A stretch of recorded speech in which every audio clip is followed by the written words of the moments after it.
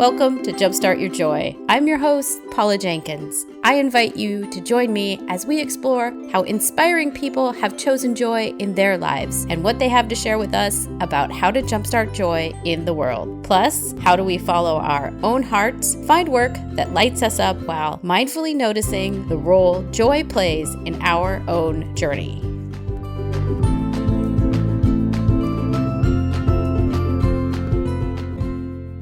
Welcome to episode 104. This is Paula Jenkins, the host of Jumpstart Your Joy. This week, I am so honored to have Greer Meister on to share about her role as a voice actor, an entrepreneur, a mentor to artists, and an educational consultant. She has a beautiful way of describing her work as two careers in concert, as she is a multi-passionate person that is truly doing two things she loves that help support each other. She openly talks about the pervasive opinion among artists that one must suffer for your art. And she shares about how everyone should follow their art and passion with the best energy that you can. She also walks us through how you can find your way to creating a career in concert that works and that supports you as well by following the money, the meaning, and the freedom that you desire. First, let me say that I am so glad you are here. Thank you so much for listening and joining in each week. If you're new to the show, you can find out more information about the podcast at jumpstartyourjoy.com, and I publish show notes with more information about each episode, including links to the guest's website and my additional thoughts on our topics, and you can find them for this episode at jumpstartyourjoy.com/episode 104. While you're over at the site, I invite you to register for my free e-course, which is Joy Plus You Unleashed. It's a fun, self-paced class that guides you through how to make more room for joy in your life. There's a sign-up form right on the homepage, so just drop your name and your email there, and you'll be all set. And while you're at the website, you can also find past episodes and nearly 8 years of blog posts that I've written to help you find more joy in your life. So for this week's interview, growing up, Greer Meister really loved reading books, and now she is a voice actor, education consultant, and a multi-passionate through and through. I love what she has to say about being authentic to yourself, especially when she speaks about how people react joyfully to authenticity. She shares about freeing yourself from external myths and the freedom that comes with naming and stepping outside those myths and external expectations that come with them. I know that you're going to be inspired what she has to say about connections and joy. So let's get on to the interview with Caitlin. Welcome to the podcast. Today, I am so excited to have Greer Meister on the show. Welcome to the podcast, Caitlin. Thank you. I'm so happy to be here. Yes, thrilled to have you. Would you like to tell us what you loved most as a child or in school? What were your earliest sparks of joy? I loved to read, and I actually remember being about 8 years old and my parents sitting me down and telling me that it was no longer polite to read at the dinner table. Because when I was a little kid, and I think we all do this with our kids, we want them to behave themselves in restaurants. So we let them do some sort of activity while the adults are talking out in a restaurant over dinner. And mine was always reading. And then I got to a certain age where my parents said, you know what, you're old enough that it's expected that you're going to participate in the conversation. No more reading under the table. And I still remember feeling like, what? Already? Yeah, I used to read and watch TV at the same time.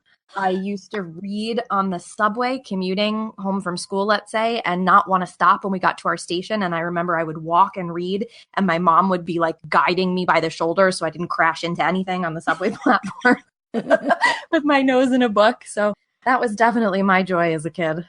That is amazing. What were some of your favorite books? I was a voracious reader, so I read a variety of stuff. I do remember, and I know you talked about this with another guest on your podcast, the Babysitter's Club books. I think that was Andy Fairbanks loves the Babysitter Club. Yes. And the thing about those Babysitter's Club books is that, they came out once a month and they only lasted me a couple of hours.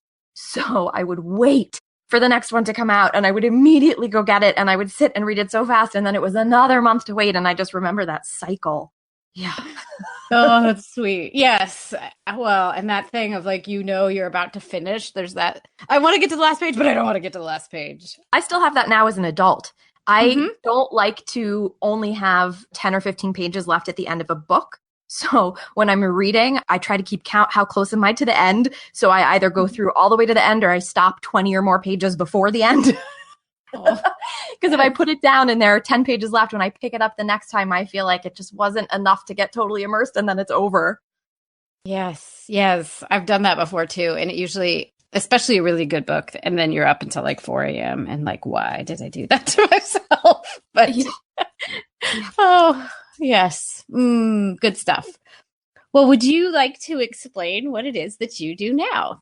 So I have 2 careers in concert. I am a voiceover artist and I voice video games, audiobooks, animation, TV and radio commercials, and I absolutely love it. And I'm incredibly grateful to have achieved what I have in that field and to continue to be able to do it. And then my other career is I run a private tutoring and educational consulting practice called the Greer Meister Group. And, you know, when I go to cocktail parties and people ask me, what do those 2 things have in common? My answer is me. I am what those 2 things have in common. So what started to happen was other artists noticed that I was doing this and they started to ask me, how did I do that? How did I make that work? How could I stay unequivocally dedicated to my art and also pursue an entire other career in concert with that? And I started, you know, mentoring a couple of people and giving some advice and saying, you know, this is how I did it and here's how you can do it too. And that grew.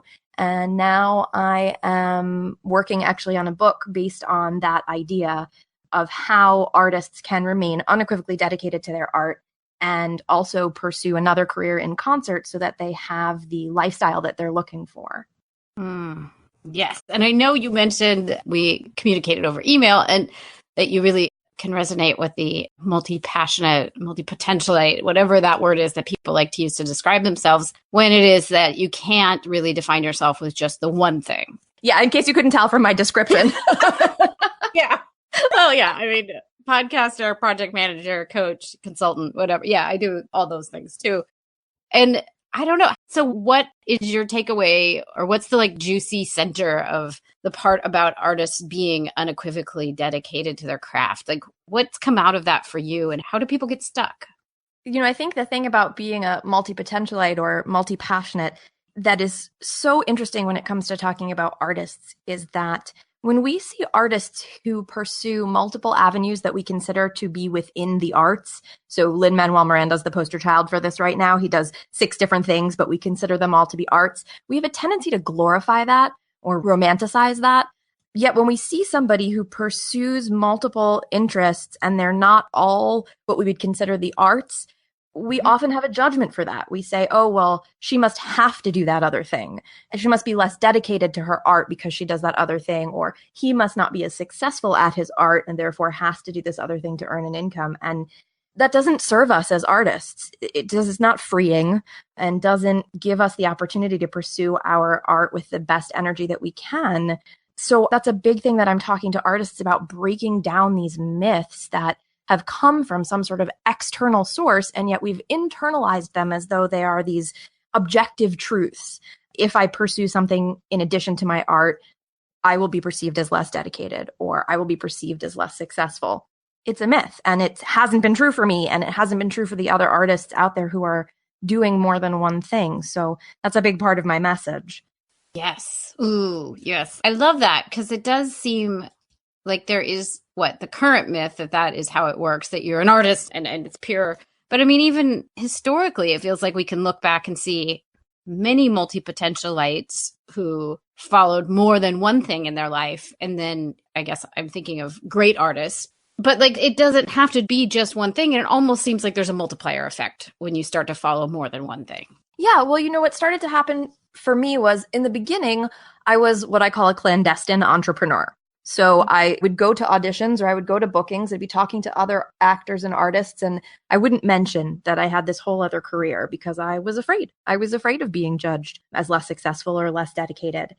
And I wouldn't tell my tutoring clients that I pursued an art because I was afraid they'd think I was less dedicated to them. And I was young, you know, and as I gained more success in both fields and got more comfortable with who I am and my authentic self, I said, this is who I am. This is my authentic self. And I started to talk about everything with everyone, in the sense that I'd be at a booking or I'd be at an audition and somebody would say, what's new with you? And I'd start talking about my work in education, or I'd be talking with one of my students who wanted to pursue a career in the arts. And so I would naturally begin to talk about my artistry. And contrary to my fears, the response was overwhelmingly positive, because people respond joyfully to authenticity.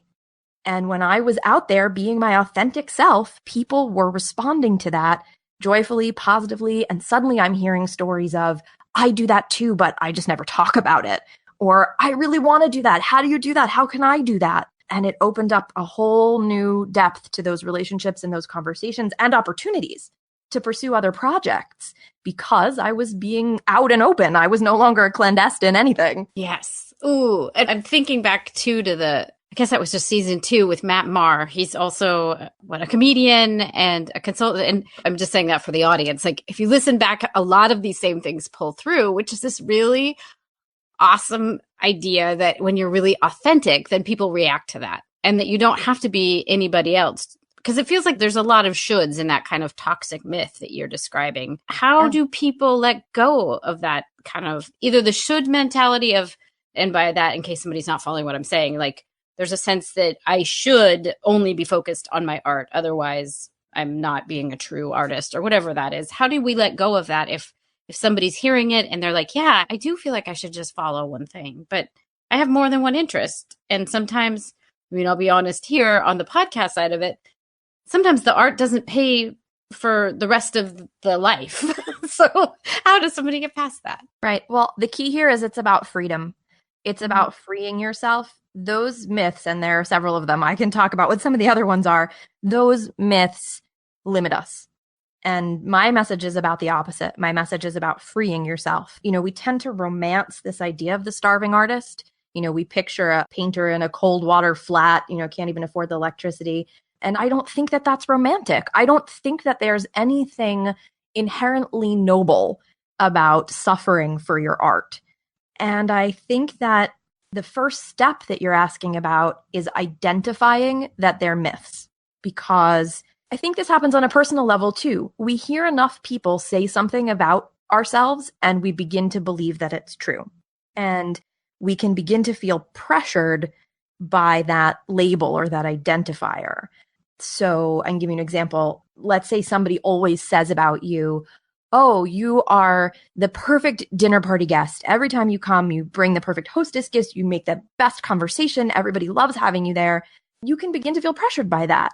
You know, what happens then if you want to come to a dinner party in your pajamas and you're not feeling well and you say the wrong thing? And suddenly you can start to realize, well, that's something that somebody said about me. That's not necessarily something that I cultivated in myself or think is important.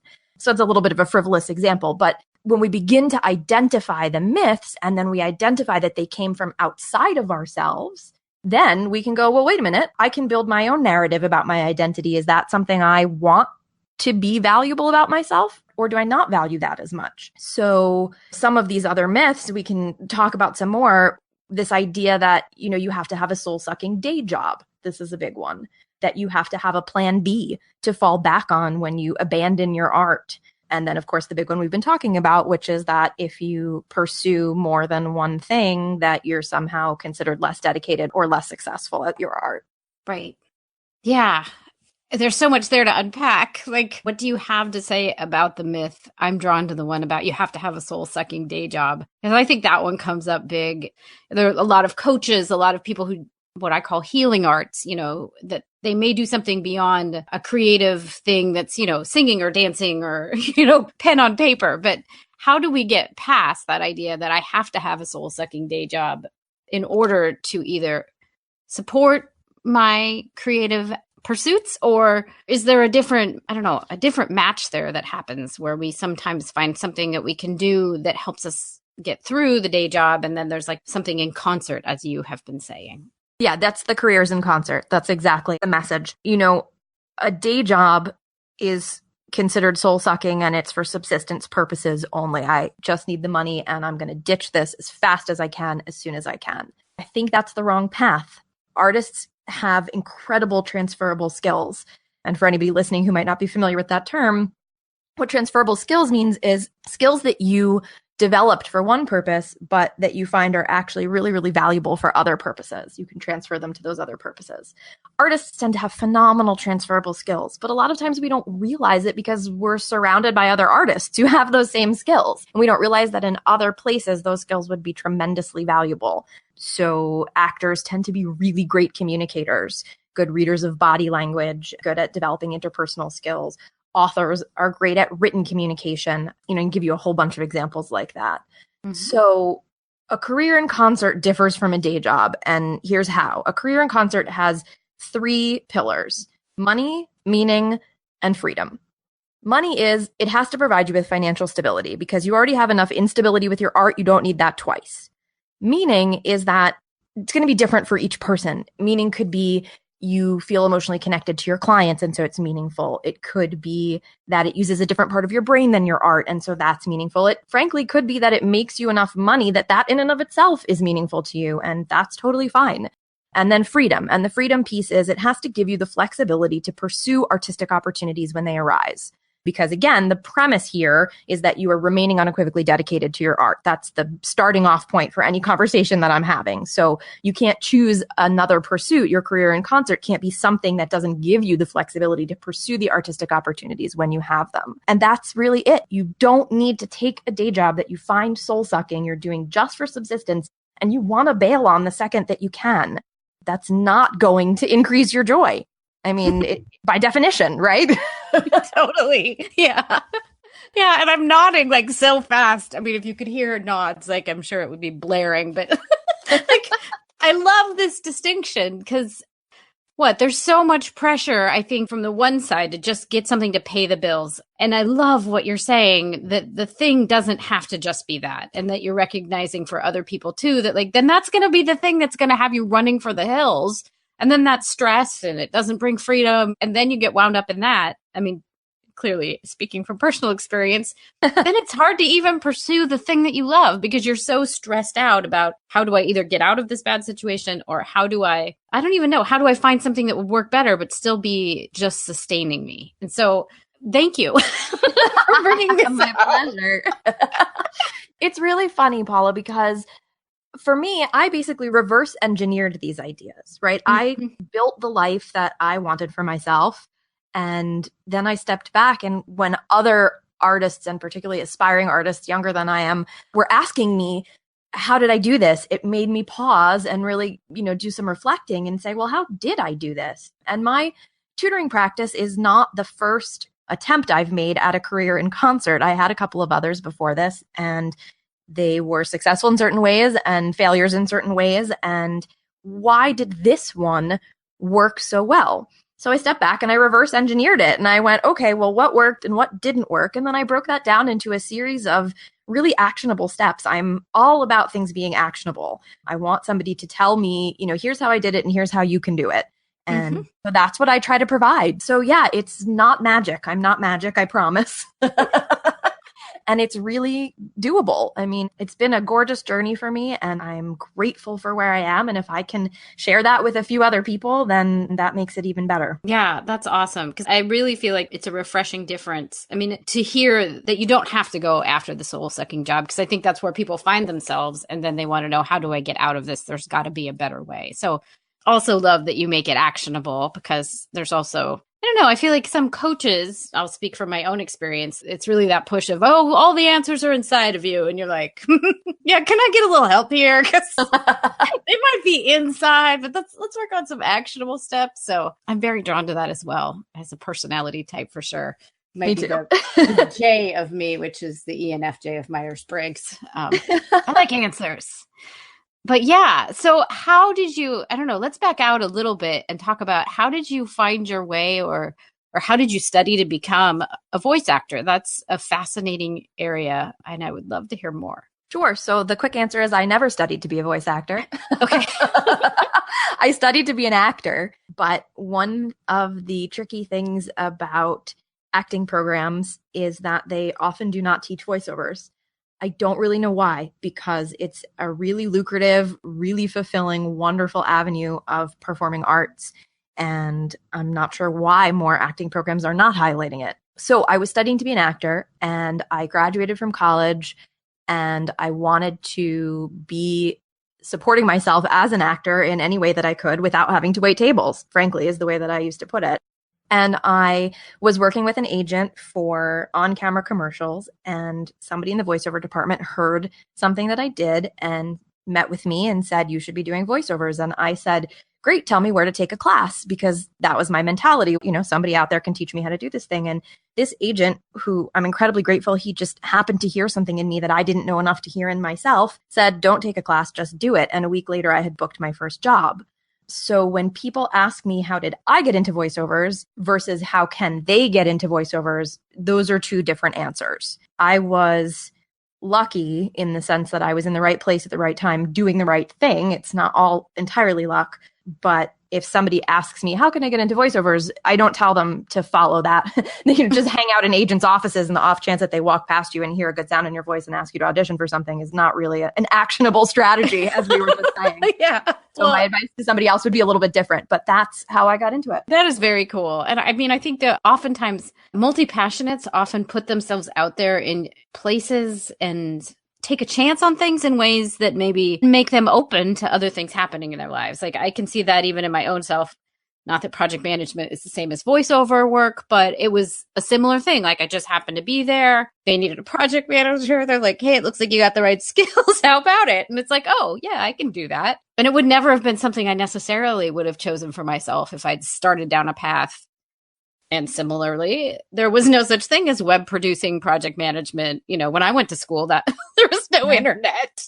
Right. So you couldn't have learned it. But if somebody's like, okay, well, but how would you go about directing someone if they were saying that that might be a field they're interested? Where could they find out more about voice acting to give it a try or learn more? Yeah, the first piece of advice is to take classes like I wanted to, even though they told me not to. But to be careful what classes you take. Look for classes that are taught by people who are working in the field, who are working in the industry, and look for personal recommendations from other voiceover artists who are doing what you want to be doing. So if you're looking at somebody like me or somebody else more established in the field, and ask them, oh, who do you know who's teaching classes? Because we know if there are casting directors, for example, who we see on a regular basis for auditions, and we know that they happen to also do coaching or teaching classes, we'll tell you that. So that's step one. And then step two is you need to make a demo. You need to make a voiceover demo, and that's what you'll submit to agents, and they'll listen to it and they will decide if they want to represent you. To be a union actor, you know, a member of SAG-AFTRA and be working union jobs, for the most part, requires having an agent here in New York and also in LA. And, you know, that agent is going to be the person who's going to connect you with auditions. And then based on however many auditions you go on, then a certain percentage of them you'll book, and those will be the jobs you get to perform. That's really the process. Yeah, I think the thing is, if I had known about voiceovers, I would have studied it. When you said, did you study voice acting in school? If I had known that was a thing, I would have studied it because it's cool. I mean, it's interesting and it's amazing, and I would have wanted to know more about it. And I think part of that's on me, that I didn't step back and go, well, let's see, in that cartoon show, I'm hearing voices. I'm not seeing people's faces. There are actors doing that. What's that called? What are they doing? You know, while I fell into it, I definitely would have pursued it had I known more about it to begin with, because it's really perfect for me. I just love it. Yeah, I love that. And I love that there's that kind of look back in that daisy chain of events that leads you to where you are, and you're realizing, oh, well, yeah, this is right where I should be. Because I think there's also that thing that comes about, like, either in artistry or also just in life, where you wonder about, but how do I get where I'm going, and how do I know it's going to be right? And oftentimes it's like, you're already on the path. It's already unfolding. You just don't realize where it's taking you. You know, over time, in the beginning, when I was first pursuing voiceovers, I was still pursuing every avenue of acting that was available to me, because I didn't know it was going to stick, and I was dedicated to making this work. So I was saying yes to every opportunity. And over time, it was the voiceovers that really took off. And that worked great for me. And I was able to stop scrambling so much to try to fit a round peg into a square hole. And I was able to say, this is my fit. This is wonderful. And that, talk about being your authentic self. I mean, that was a moment of relaxation for me, of being able to stop pushing everything all the time and saying, this is the right fit. This feels right. I'm enjoying it. The people doing the decision makers, if you will, are choosing me. So it's working for them. And this is really where I want to be. And not to mention, no small thing, now that I'm married and I have a child, the voiceover world allows me to be very present in my son's life in a way that other avenues of pursuing being an actor might not. Yes. Ooh, I like that too. And interesting that, a lot of us look for balance in one way or another. And anything with parenting is hard. My son is now 7, and it is a big balancing act, and it feels like it's kind of a push and pull. I don't know if you want to talk about any of the things that you have found that works, that helps you be more present as a mom, or if you have any thoughts on that piece. One of the joys of working for myself is having a lot of freedom in my schedule. Freedom's not even really the right word, because, if you need to show up somewhere for an audition, you have to be there. But I'm present, I'm home, I'm around. So my schedule is different every day. And for some people, that would make them crazy. They would say, oh, that's not for me. I need to know my routine. I need to know what I'm doing. For me, that works because it means that I get to be there for not just the important events, parent-teacher conferences and other things in my son's life, but for tiny, small moments that I might miss otherwise. And that kind of unpredictability in my schedule comes with its downsides. We need very, very, very flexible and understanding caregivers who themselves all happen to be actors, which I think is part of why it works, because they get it and I get their needs. And it also requires the fact that my husband has some flexibility in his schedule. But it's just allowed me to be present. My son is 3 now, and it's allowed me to be present for so much of his first 3 years in a way that I wouldn't have been able to be if I had to go to an office from 9 to 5 every day. And please, let's be realistic. 9 to 5 is lucky.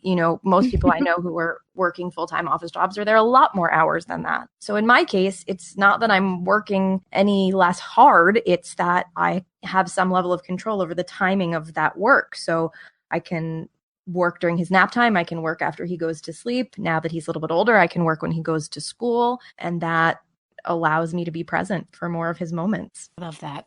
And I love that it's the recognition of, it's not just the big things, but the smaller, tiny moments of, I remember one time playing peekaboo between the stairs with my son. And I just felt so grateful that, I decided to take a few more minutes that morning to get to work, because that little peekaboo game would have never happened if we hadn't slowed down for a moment.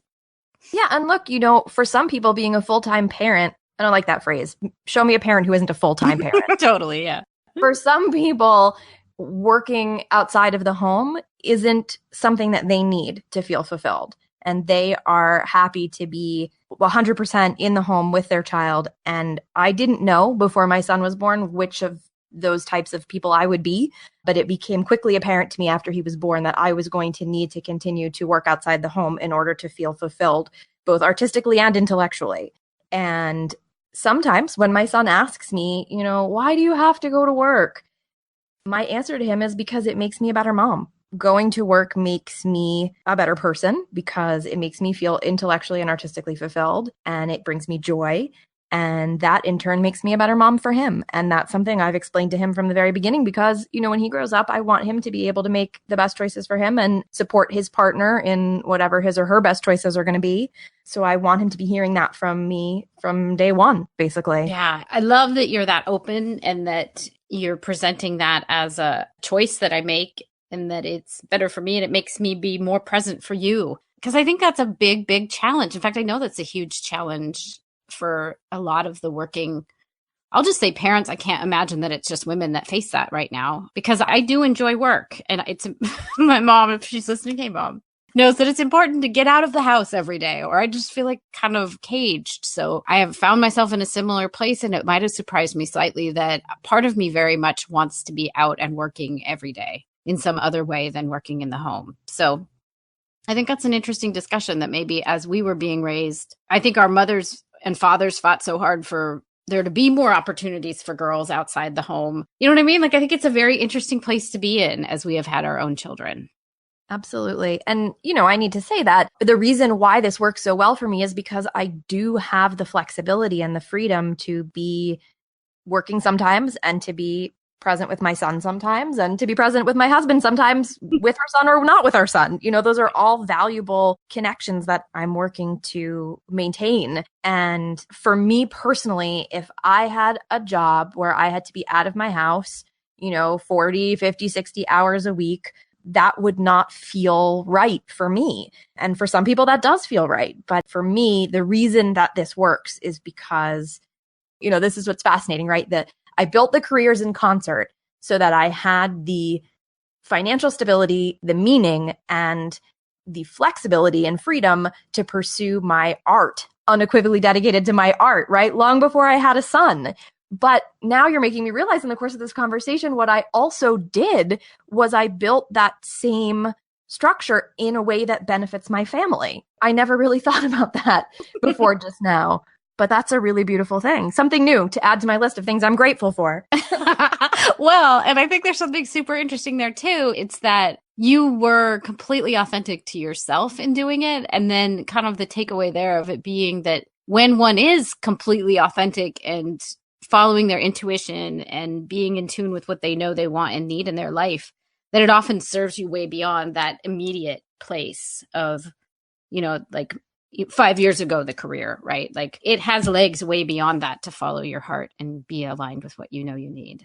Absolutely. And I think privilege has to be part of that conversation too. I'm in a situation where I don't have to take whatever job is available to me any time of day just to put food on the table for my family. And I'm very aware of that, especially because here I am raising, a son who's going to grow up to be a white male in this world. And I really want him to use his powers for good. So yeah, I think, privilege, definitely. I have to be aware of that as we talk about, the way that I've built this life for myself. Mm-hmm. Yeah. Well, and it feels like there's so much transparency there. I mean, like what I'm hearing too is around the transparency of the conversations and kind of who we show our children we are, meaning explaining what it is that I can use myself as an example of like why I choose to work. I mean, not that I kind of need to work clearly, but like, why have I chosen to do that? Why I'm away from the home? And then kind of using all of who we are as an example of like, here, and you will have choices in your life too. And how do we make them choices that are inclusive and meaningful and helping everybody else on the planet if they can? Well, do you want to talk a little bit about some of the adventures you've had as a voice actor? And then we can jump over to your other career in concert as well, of course. But I would love to hear what you've done, if you want to share those pieces. And I don't know if there's something that has surprised you or you think might surprise people about your life in that career. Sure. So, the funny thing about voiceovers is a lot of times you don't know what you're going to be doing until you get there. Mm-hmm. And, I have had auditions where I literally had to sneeze on cue. That was it. That was the whole thing. Commute into Manhattan. I live in Brooklyn. Commute into Manhattan for an hour.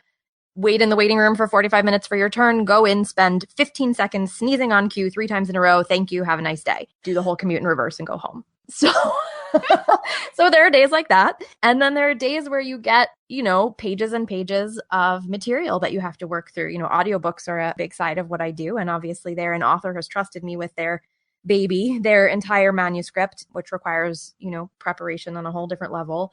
And that's part of what I like about it. I think that I get bored easily.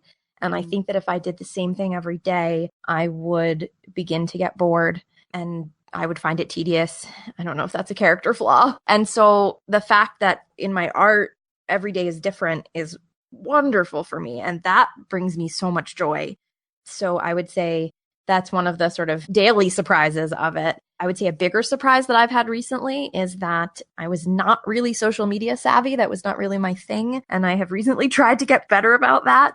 And I discovered that there is a wonderful fan group surrounding one of the series of books that I've narrated, that I've done the audiobooks for. And suddenly realizing the impact that these books are having on listeners was eye-opening for me, because you can get in a sort of isolated mindset about it. You get the script, you have a little bit of communication with the author, but not a ton. You prepare the book alone on your own.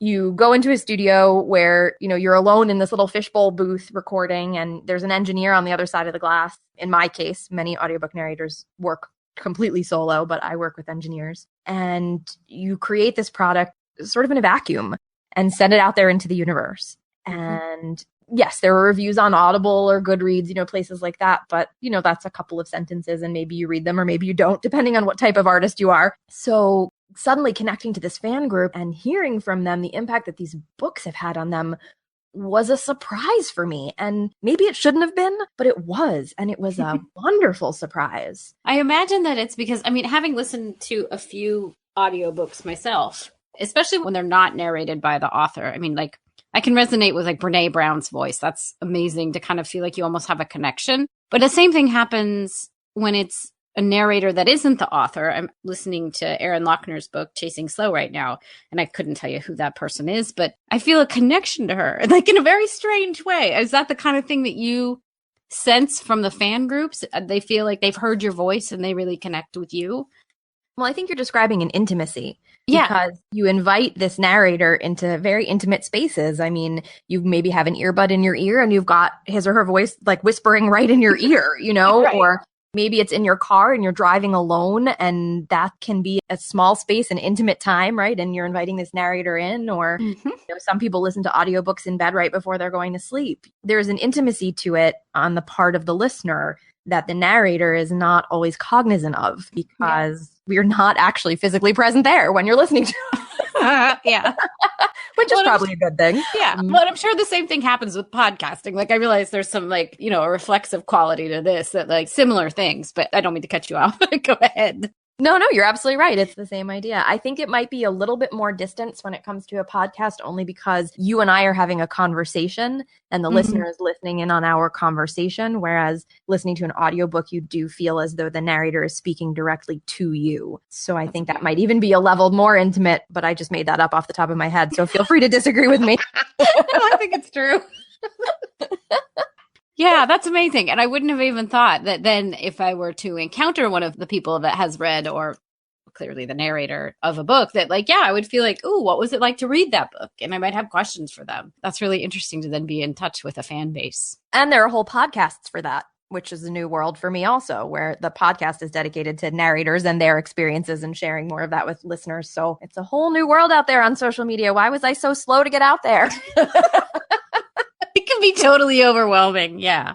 I know from even just teaching a podcasting class, it's really hard to know where to start as far as social media goes, and then which one, and then seems like you should be on all of them. And there's just instant overwhelm about it. And am I doing it wrong? And so, my takeaway is one at a time, grow one at a time, and kind of just go with whatever feels right. Well, I'll let you in on a little secret, which is I mentioned from this mentoring that I've been doing of other artists, I am now beginning a book project based on those ideas. And as part of the book project, I have been interviewing fabulous artists across all sorts of media. And I have been recording those interviews at a high audio quality. And I don't know what I'm going to do with them yet. It might be bonus content for readers of the book available. It might be a podcast later on down the line. I don't know. But for now, what I'm doing is I'm releasing excerpts and audio clips to people who sign up to my newsletter through my website, so that I can start to put some of this amazing content out there, because I've done this careers in concert thing and I've been successful at it, but I don't want people to feel like they just have to take my word for it, because there are so many other artists who do this. Household names and people who are in what I call the thriving middle class of artists like myself, where you wouldn't recognize us if we were at the table next to you in a restaurant, but this is how we support our families. And I want those stories to get told, because I don't want other artists to feel like they can't be their authentic selves, that there has to be something clandestine about their entrepreneurship, like how I used to feel. Yeah. Well, do you want to tell us a little bit more about either mentoring other artists or your other, I'm using air quotes, which no one of course can see, but your other career, and how you kind of balance doing all that you do? Well, remember when we talked earlier about how I had a few other endeavors that were not as successful? And I hit on this one, the tutoring and educational consulting practice that ended up being the right fit. It's the perfect combination of meaningful because, holy cow, helping kids overcome challenges in learning and seeing those aha moments and realizing the impact that you're having on individual children and on their families, because academic challenges impact an entire family, is so incredibly meaningful, more meaningful than anything else I've done. And it is more financially stable, and it still gives me the flexibility to be unequivocally dedicated to my art because I still control my schedule. And it is scalable because I can train other tutors to work with students using my methods. So this was the winner. And I've been doing this for almost 10 years now. And what's funny is that sometimes people will say to me, oh, so your tutoring supports your acting habit. And that's that same judgment thing that we were talking about at the beginning, right? I must be less successful as an actor because I do this other thing. And in fact, it was my voiceover income that provided the seed capital to start my tutoring business. So that in a nutshell is why I'm doing the mentoring of other artists that I'm doing now, because that assumption that people make when they look at what I do is not freeing anyone. It's limiting the person who makes the assumption, and it is limiting the artist who feels they carry the burden of that judgment. And we don't need that. I love what you've just said there too. Like, so well stated about that. It also limits the person that thinks, oh, well, they must not be that good of an artist, or whatever their impression is of why someone would need or desire to have another job.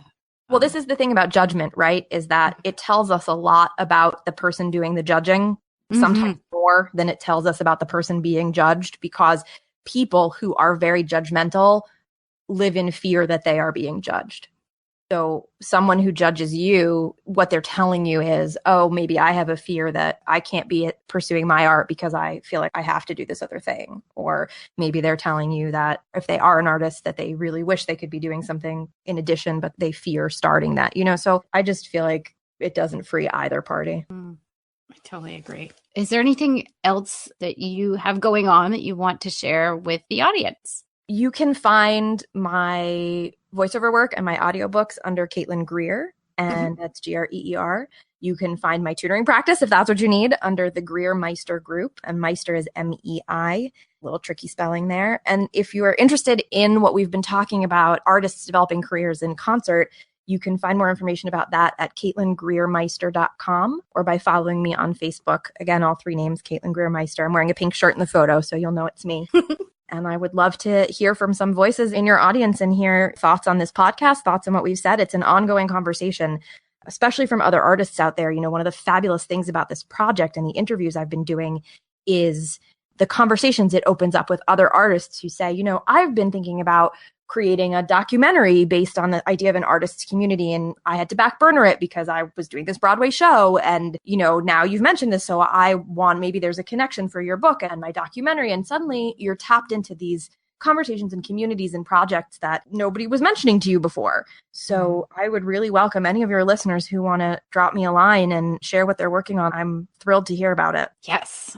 And I will put all the links for folks on the show notes over on the website. And yes, so many amazing conversations. And I hope people will reach out and share what their experiences with you as well. Yeah, I think this is a game changer really in how we talk about artists and what we all do. And then, but also kind of the larger picture of it too, of that it's okay to have more than one thing, because it's also that more global or the wider reaching, multi-passionate, multi-potentialite discussion as well. So I'm so glad you're tackling all of it.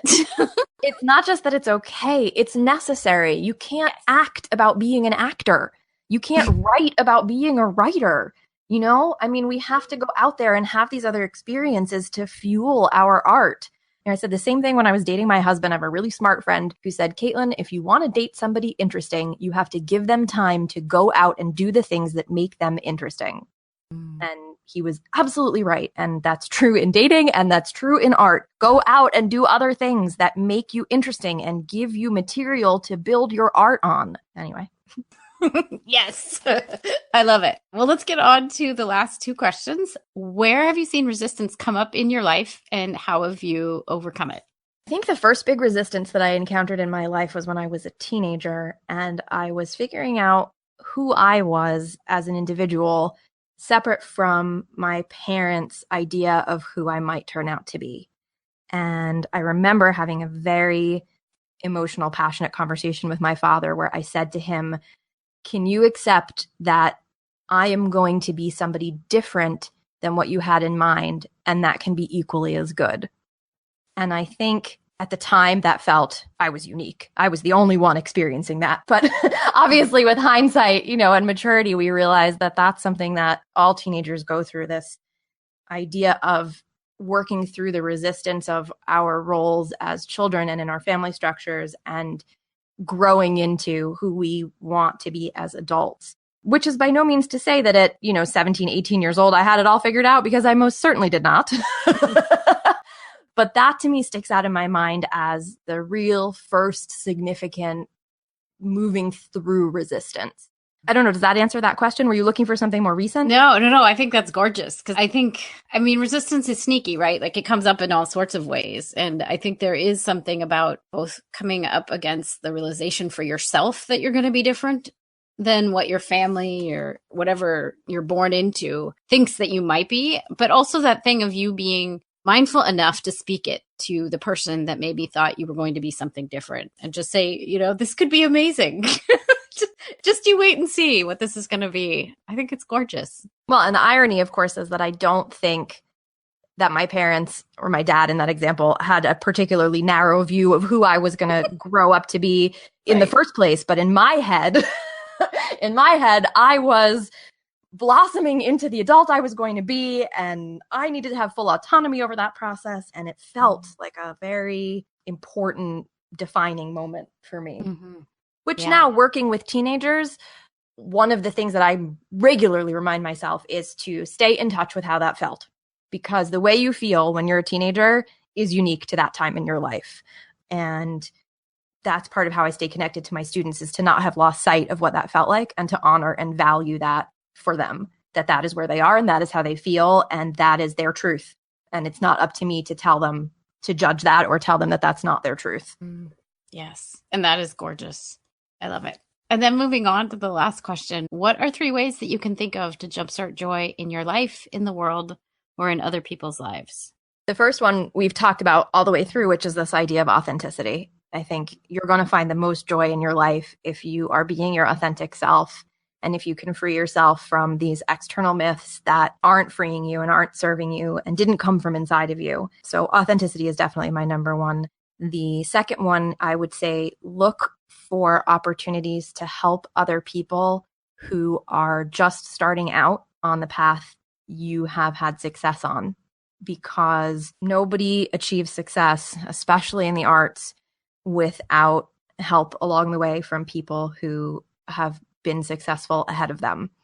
And I think it's easy to lose sight of that. We get very focused on continuing to accomplish for ourselves because it is a very competitive industry and you are continually reproving yourself, as in proving yourself over again. So look for those opportunities to help other people. It's going to make you feel joyful. It's going to make them feel joyful.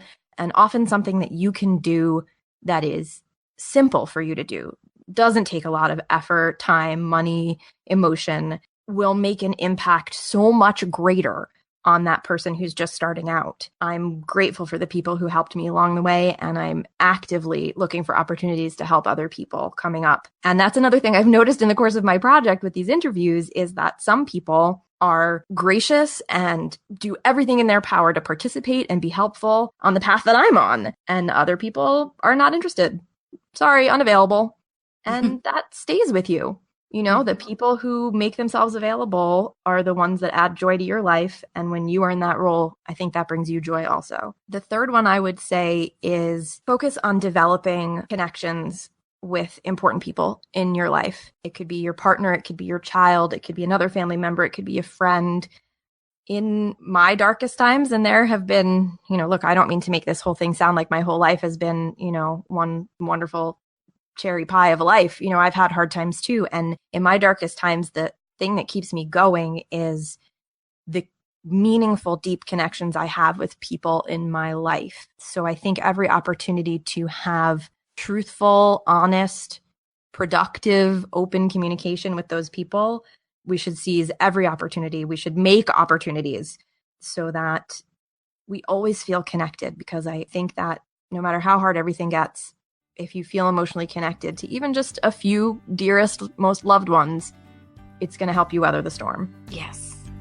So well stated. Thank you so much, Caitlin. You're welcome. Caitlin, thank you so much for joining me on the show this week.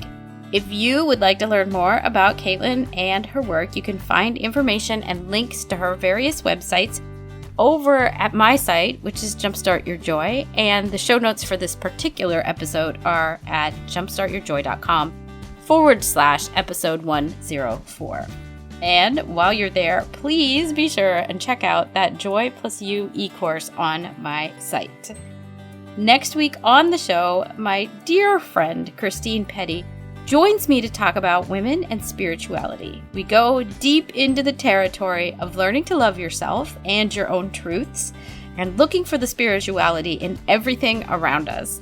It's a conversation that was just such a treat to have after I had been on her podcast, Free Her Spirit, and I invited her to continue the discussion over here at Jumpstart Your Joy. So I hope you'll come back next week, and until then, I hope that your days are filled with so much joy.